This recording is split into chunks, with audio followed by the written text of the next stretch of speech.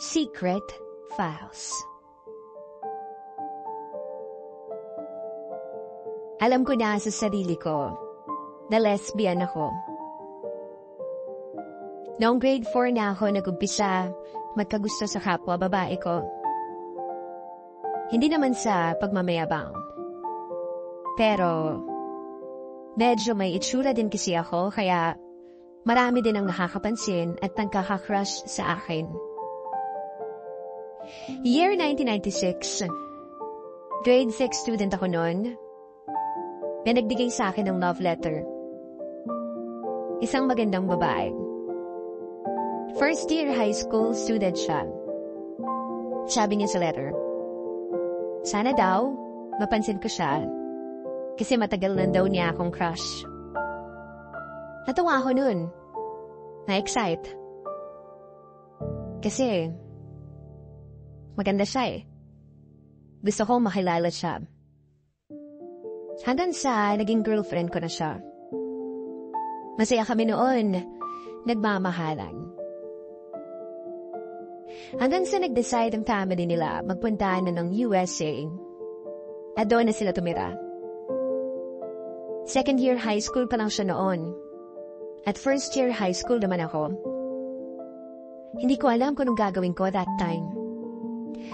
Ano mo yung sobrang sakit? Sobrang lungkot? Pero wala naman ako magagawa eh. Kundi tanggapin ang sitwasyon.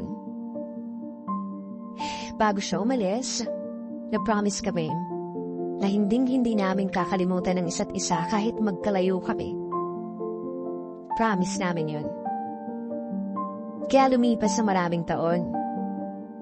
Tinupad naman niya ang pangako niya na tuwing birthday ko, tatawag siya sa akin o magpapadala ng card.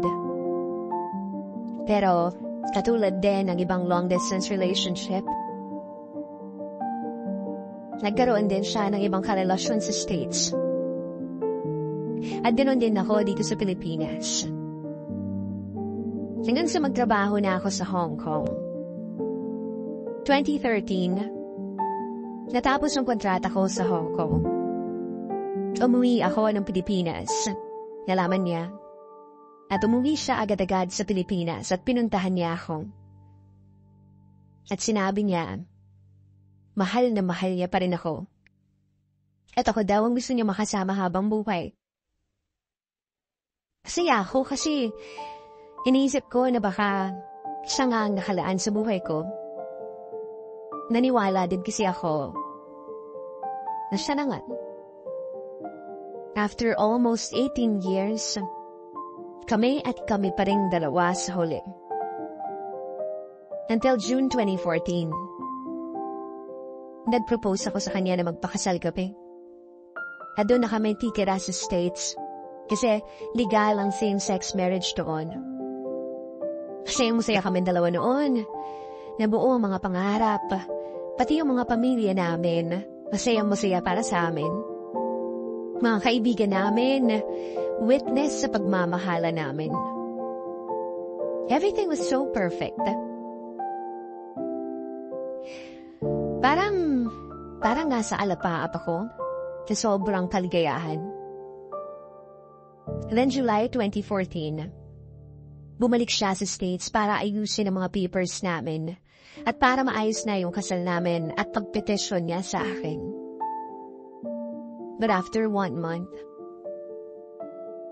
nagtaka ako sa maraming pagbabago sa kanya. Ang dating babae na sobrang mahal ko, unti-unting nanlalamig sa akin. Ramdam na ramdam ko na may nagbago. Tinanong ko siya kung may problema. Pero sinagot lang niya ako na busy daw siya sa trabaho. Pagod siya at marami siyang inaasikaso. Pero nararamdaman ko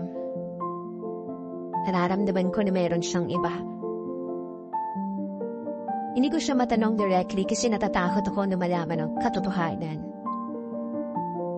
Pero habang tumatagal, tumitindi na ang pagdududa ko. Hanggang sa nag-away kami ng sobra. Within 2 months, naging worst ang sitwasyon namin. Minsan, tumutulo na lang ang luha ko nang hindi ko alam kung bakit. Ang bigat-bigat sa pakiramdam. Naramdam mong may mali pero wala kang makuhang sagot sa mga tanong mo. At walang magawa kasi malayo kayo sa isa't isa. Kung ganun lang sana kadali, no? Kung ganun lang sana kadaling lumipad papuntang Amerika, kaso hindi eh.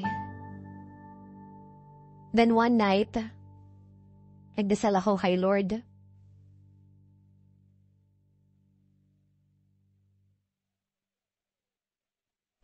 Lord, please, help me. Gusto kong malaman ang totoo.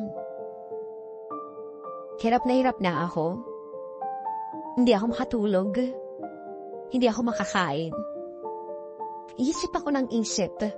Bigyan mo lang ako ng sign. Dapat na ba akong sumuko? Then after that, 5 a.m., parang answered prayer talaga. Biglang pumasok sa isip ko ang iCloud account niya sa iPhone niya. Hindi ako sure sa password pero 3 times akong nag-try. And then nag-log in ako. Habang nag-loading, maraming pumapasok sa isip ko. Sabi ko pa, if lalaki ang kapalit ko, matatanggap ko. Maiintindihan ko. Then unti-unti na nag-sync lahat sa phone ko ang laman ng phone niya. Para akong binuhusan na malamig na tubig sa mga nakita ko. Walang tumulong luha. Parang nagmanhid ang puso ko. Nakita ko lahat ng pictures nilang dalawa. Isang tibude ng pinalit niya sa akin. Ang saya-saya nilang dalawa. Pagkasama, nagta-travel, nagbabar, umiinom, sumasayaw, nagkikiss. Magkasama na sila sa isang bahay. Hindi ko alam kung ano mararamdaman ko. Basta ang alam ko, gumuho ang mundo ko. At halos mawasak ang buhay ko. Kaya kinausap ko siya at sinabi ko alam ko na ang lahat. Nagsasorry siya. Hindi daw niya sinasadya, nangyari na lang. At ganun kadali na talikuran niya ako. Ganun kadali na sabihin niya sa akin na wala na. Kinanggap ko yun kahit gaano kasakit. Pinilit kong bumangon ulit.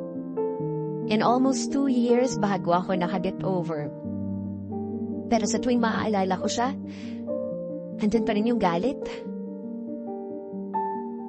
And right now, meron na po akong bagong girlfriend. Okay naman kami.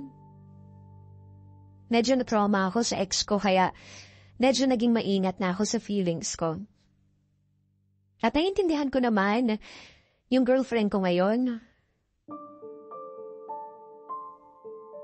But here's the thing. Last month, nag-message na naman sa akin ang ex-girlfriend ko. Nalaman niya na may bagong girlfriend na ako. Kinukumusta niya ako. Kumihingi ng tawad. At sabi niya, hiwalay na sila nung pinalit niya sa akin. At sabi niya, hindi daw worth it na ipinagpalit niya ako doon. Ako pa rin daw talaga ang mahal niya. At sabi ko sa kanya, tahimik na ang buhay ko. Nakabangon niya ako.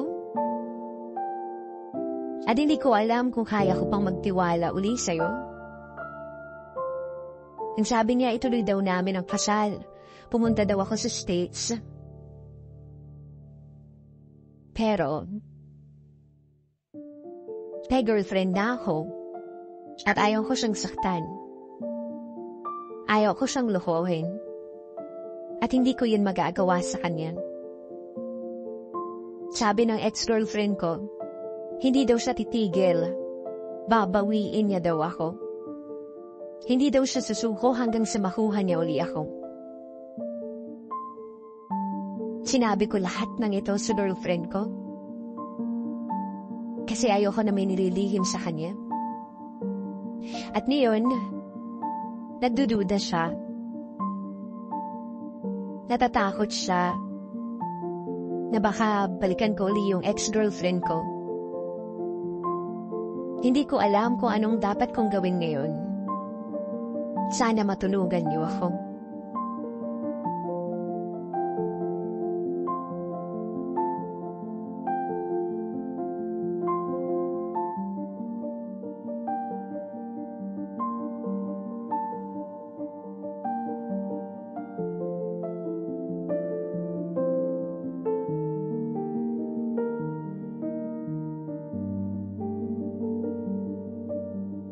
That secret file was sent to us by Alex.